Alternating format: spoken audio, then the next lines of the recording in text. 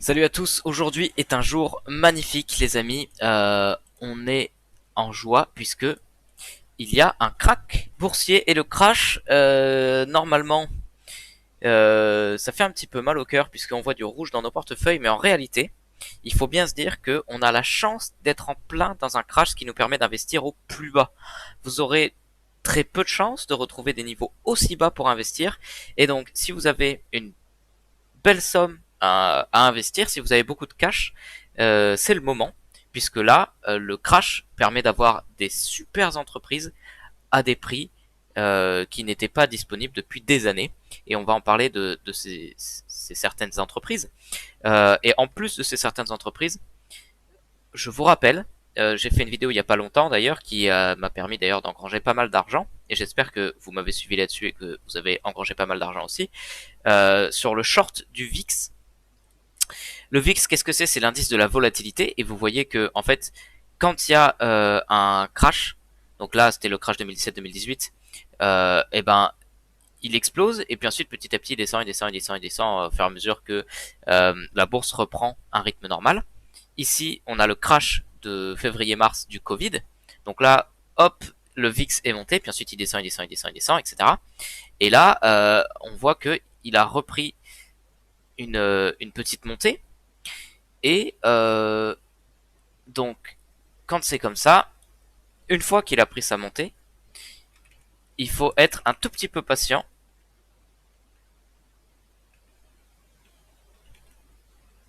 Voilà. Et taper sur le short VIX, donc le SVXY, qui lui, vous voyez, comment dire, a un air inversé, c'est-à-dire que il fait que monter, monter, monter, monter. Quand il y a un crash, il descend, ensuite il monte, ensuite il descend, etc.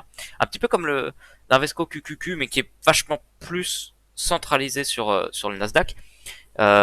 Ici, bon, on est un peu dans le même genre. Donc, quand il y a un crash, faut pas hésiter à attendre qu'on descende sur un niveau support. On ne devrait pas tarder à y être.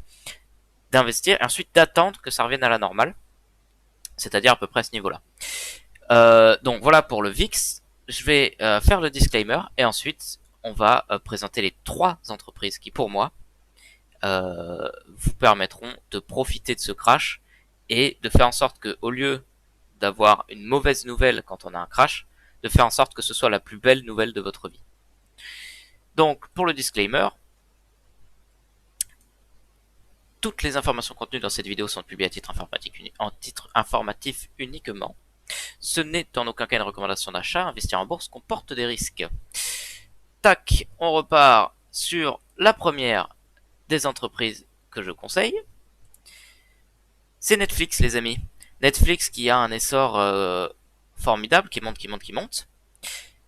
Eh ben, il vient de se taper un crash phénoménal, et aujourd'hui, sa performance boursière est à 397, ce qui veut dire que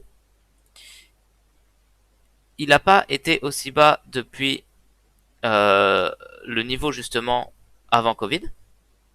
Et ce niveau avant Covid, en fait, c'était une latéralisation, et l'ATH avait été atteint en juillet 2018. Voilà.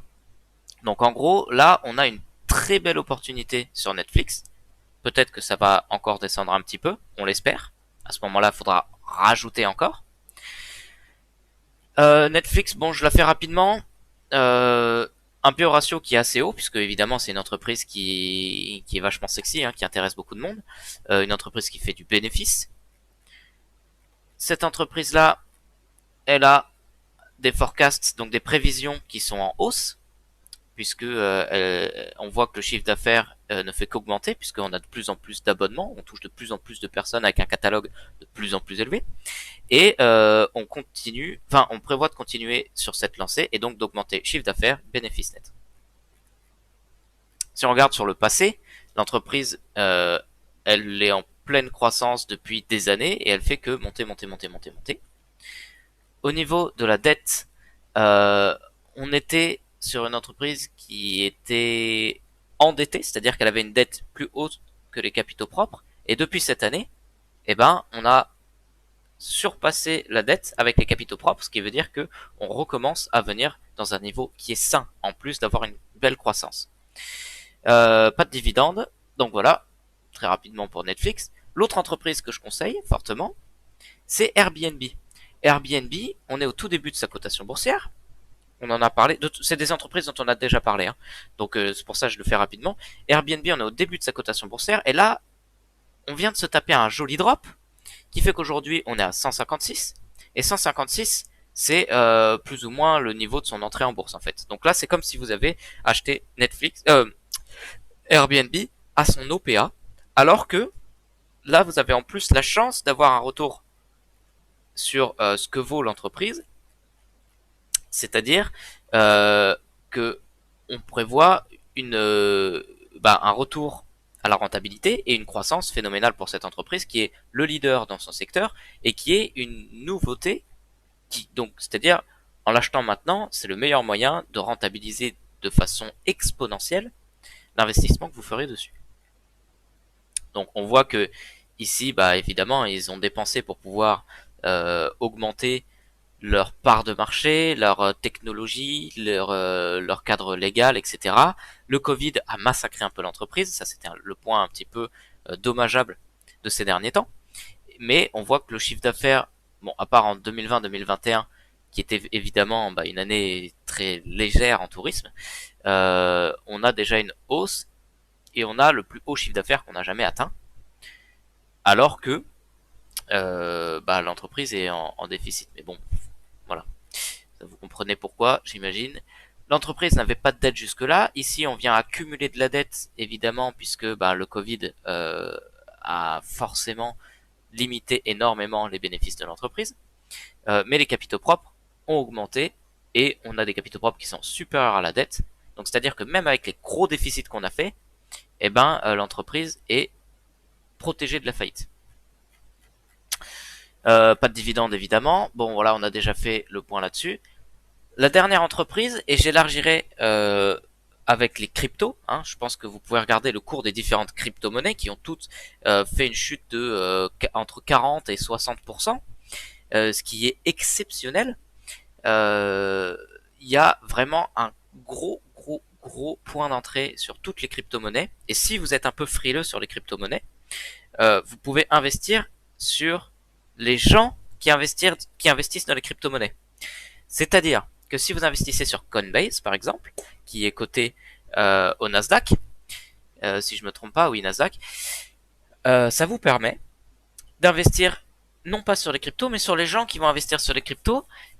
Et donc, c'est un petit peu plus rassurant, un peu plus serein.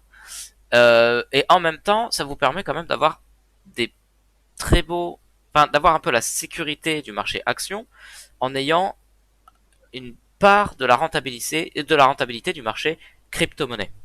Et donc là, on voit que il est à son plus bas historique, le cours boursier de Coinbase, sachant que Coinbase est rentré en cotation boursière récemment, hein, donc en 2021. Et aujourd'hui, on est au plus bas historique, alors que Coinbase marche très très bien. Personnellement, c'est là-dessus que je trade toutes mes crypto-monnaies, puisque il y a comment dire, une possibilité en fait déjà en apprenant les différentes cryptos d'être rémunéré en crypto. Il y a bien évidemment le stacking sur Algorand, Ethereum, Cosmos, DAY et puis le Tezos.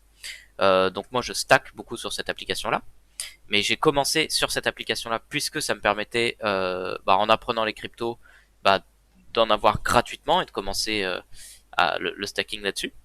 Et puis finalement petit à petit c'est là-dessus que j'ai commencé à avoir le plus de crypto puisque j'ai des dividendes en stacking sur cette application, donc que je conseille, hein. Et en plus de ça, du coup je conseille d'investir sur l'application, sur l'application et sur l'action Coinbase, dont je suis actionnaire, et je suis actionnaire de toutes les entreprises que je viens de vous présenter, puisque évidemment pour profiter du crash j'ai appliqué cette stratégie, donc j'ai reallocalisé pas mal de mes fonds. Et donc on voit qu'il y a du bénéfice. Le PE ratio n'est pas si gros que ça, franchement, pour l'avenir qu'a cette entreprise.